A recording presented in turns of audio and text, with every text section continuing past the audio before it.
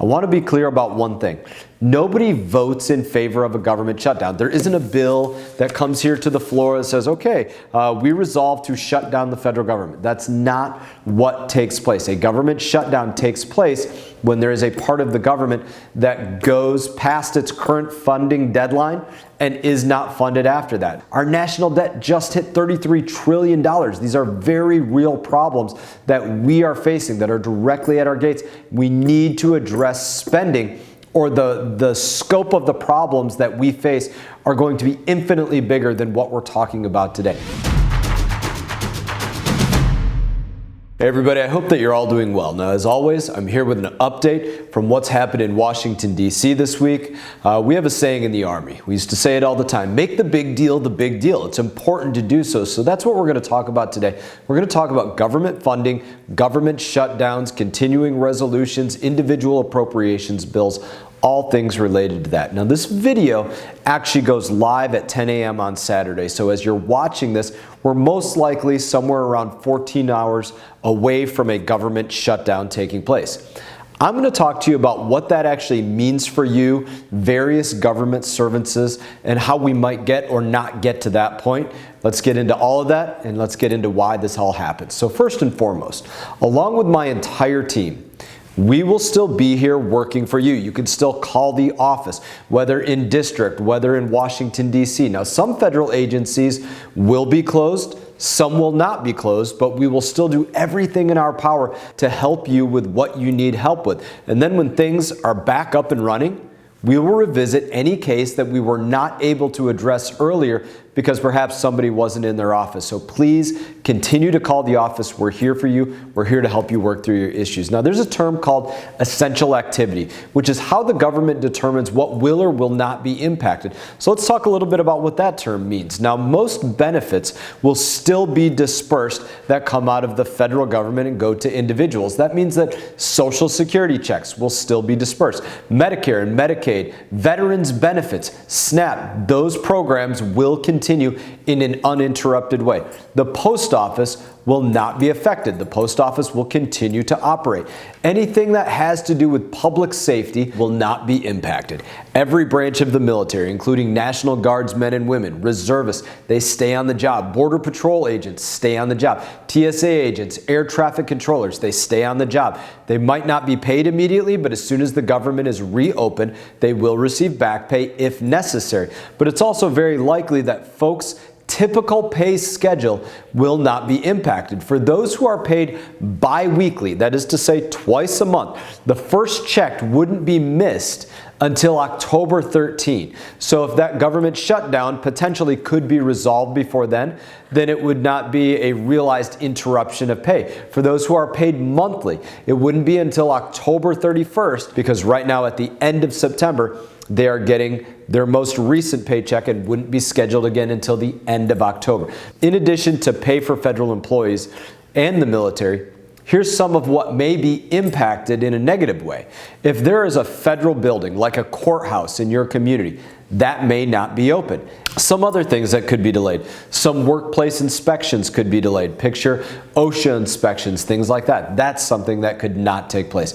Let's talk about some of the options for averting a shutdown, or let's say alternatives to a shutdown. So there's something known as a continuing resolution. Basically, you resolve to continue whatever the spending was that was going on for the last year. Now, why not just resolve to continue what has been going on in the past? I didn't agree to the appropriations of the last year, but why would I not agree to them now? They're sending it to other countries, in many cases to international programs that actually hate Americans, don't want American flags on things. They're taking your money and they're sending it to other countries, literally, to do drag shows in places like Ecuador. Why would I resolve to continue to fund those things? I didn't agree to fund them to begin with, and I'm certainly not going to resolve to see those things continue to be funded. So that's an alternative. Now, these continuing resolutions, it's something that could happen, but it could happen in various time windows, right? I don't want to see those things funded, but if a CR takes place, it could be for 3 days, it could be for 3 weeks, it could be for 3 months, it could be for whatever amount of time is determined based upon the bill that moves forward. Now, there is a CR that is being looked at by the House of Representatives in a very real way. Now, where people are calling it a CR, but it's really not a continuing resolution. Why is it really not a continuing resolution? Because number one, it has something very important attached to it, which is known as H.R. 2, which is a very substantial border security bill. It demands that the administration go back to rebuilding the southern border wall, as one example, does a host of other things that work to deal with the absolute crisis that is going on our southern border right now. What else does it change, even though it's being called a continuing resolution that may take place for, let's say, about 25, 30 days so that there isn't a government shutdown? It's actually not even continuing to spend or fund agencies at the same level that they're funded right now. The proposals right now are a cut of somewhere between 8 to 28%, depending on what gets in it and what gets out of it. So it's really not actually a continuing resolution. It's a reduction in spending, which is very important to me. That's a little bit about the CR path. There are other paths to deal with what's going on with government funding. There's 12 individual appropriations bills. We have sent several of those appropriations bills over to the Senate. The Senate could choose to take up those individual appropriations bills, and then when they do, if the president signs that into law, that part of the government, that 1/12 of the government, is now not shut down, but actually operating. So if you look at some of the things that have been debated and passed individually and why this has to take place, to do those 12 bills, when you get debate on that, you can pull out things like funding DEI in the Department of Agriculture, or something that might be lumped together. They might lump that together with purchasing jets for the military. Well, those two things don't go hand in hand. So that's why it's important that they be separated, voted on individually, and that they stand on their own legs. That's the way that they have to be considered, on their own merits. Now, we made some great progress this week. We debated 4 appropriations bills, considered hundreds of amendments on all of those. And why was that important? Because it pulled out things that should not be funded. That's why we don't want to continue doing the funding of the past.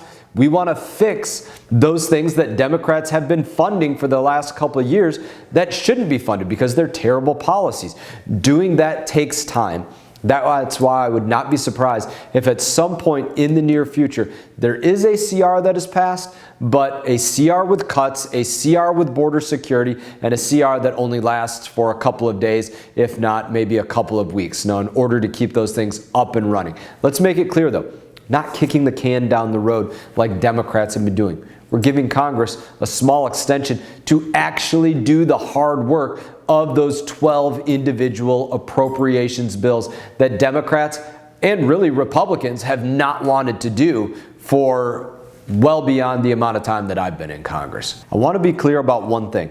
Nobody votes in favor of a government shutdown. There isn't a bill that comes here to the floor that says, okay, we resolve to shut down the federal government. That's not what takes place. A government shutdown takes place when there is a part of the government that goes past its current funding deadline and is not funded after that. Now, like I said, we're trying to work to get all of those parts of the government funded, but funded in the right way, funded at lower levels like before COVID, funded but not funding things like drag shows in Ecuador, things that we should not be taking your dollars and using it for, sending your dollars overseas. This wasn't anyone's goal. It's an unfortunate byproduct of very serious debate that need to happen in Congress. Our national debt just hit $33 trillion.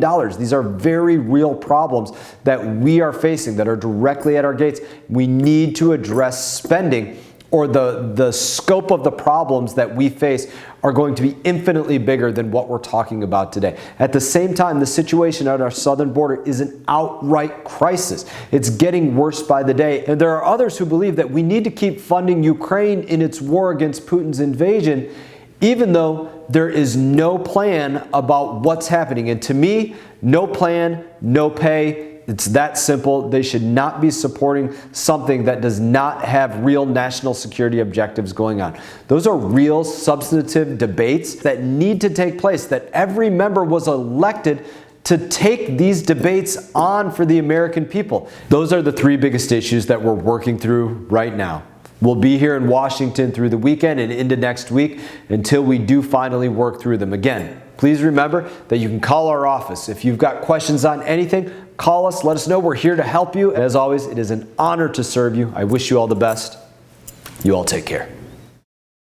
Hey everyone, thank you for watching this video. If you enjoyed the video, please click like and subscribe. I will be back on YouTube with more exclusive content, so stay tuned.